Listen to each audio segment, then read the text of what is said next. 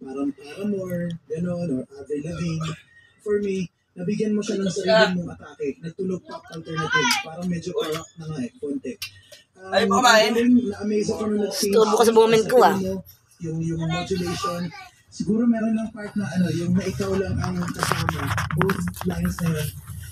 Siguro medyo kinapos lang siguro sa May alip pa mo. yung timing ng phrasing medyo binito ng konti. Pero yun lang naman yung napansin ko. Other than that, napakagaling mo, napakalinis ng boses mo. Nag-enjoy ako sa performance mo. Thank you po. Jessie! Ayaw po. Nagustuhan ko yung pasok mo nung pagkanta mo. Ang ganda ng low notes mo. Ang ganda ng boses mo. Yung sustain mo dun sa part na ang ganda doon. Perfect. Siguro yung sa akin, lesson lang ng pag-close ng eyes. Pero congratulations kasi sila sa pagpili ko sa'yo. May tanong lang, Jessica. Yung lesson ng pag-close ng eyes, di ba maganda yung nakapikit habang kumakanta? Okay naman po yun, Kuya Kim. But if all the time mo siyang ginagawa, parang nawawala yung connection mo with the Yung eye contact. Kailangan yung eye contact. Yes po. Congrats, Jessie. Thank you po. Mahirap yung nakapikit ka. Baka mamaya wala yung nanonood sa'yo.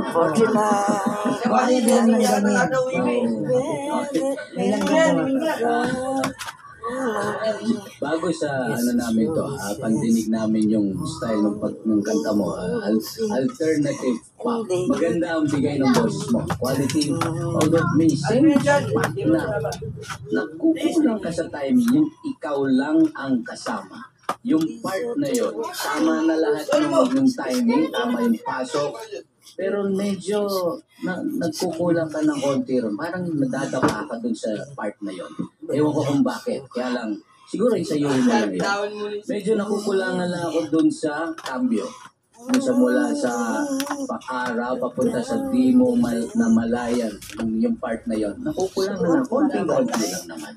Ngayon na ako nakarinig ng ganitong interpretation, ganitong klase, ganitong genre, it was nice. Okay. Ayoko, ano ko ba yun? Soft drinks? Soft drinks. Lagay mo lang naman Anong score kaya ang ibibigay ng ating inampalan? Ang stars na ibibigay ko sa iyo today ay...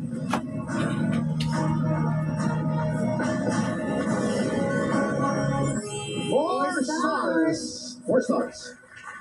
Jazzy, ang bibigay ko sa iyo ngayong araw ay...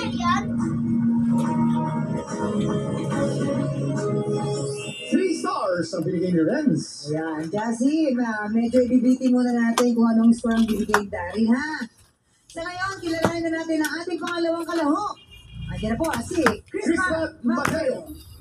Super nasaktan ka daw dahil sa nangyari sa'yo ng ex mo. When I came to the Philippines to prepare, nag-training na ako. Nakipag-break sa akin yung Girlfriend mo for 2 years na kayo.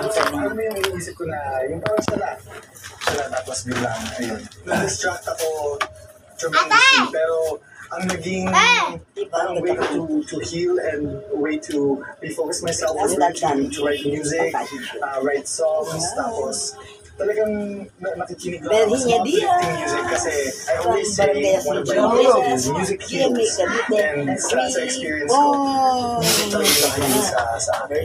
Siguro naman yung naman namin dun yung shout out everyone. Yung song na kakantahin ko, and it will show kung naka-move on na ako completely or hindi pa. So kami nang nag-judge na. Yes.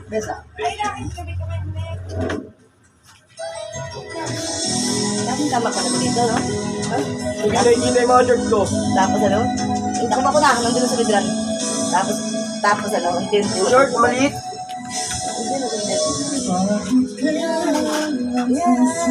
Habang naglalakad, habang nag-vlog. Ang siyang nararamdaman Naman ito eh. kahit iwasay naroon sa damdamin. Yakap ang maghahalin ay nadarama pa rin dahil nalimutan ang siyang mahal. Nagbawalan ka ng higit hindi ko matanggap mula ng sandali. Mag-ikay mo na sadyang wala ka. Ano yung pinasinusukan? Wala naman gagawin mo. Lalagyan ko. Puta, ang dami mga arte. Matabang yan eh. Matabang. Tama na. Tapon-tapon mo yun, tignan mo.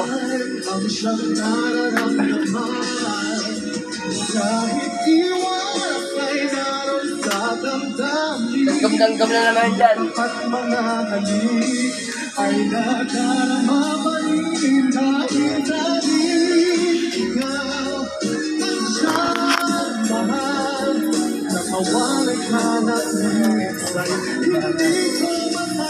So, natin yung ano? Okay. Ito na. Mamadali ka. Hindi ako nagano. Okay. Nandito ang sabon. Thank you for watching, guys. Abangan nyo na lang ako sa sa pag-ramp ako sa Sabado sa swimming pool. Itong attire ko. Saka din ako mag-short pag mag-ligo na. Kasi kailangan ko mag-vlog. Kailangan naka-forma ako. Kaya pinakita ko lang sa inyo para hindi na kayo magulat ang kagandahan ko.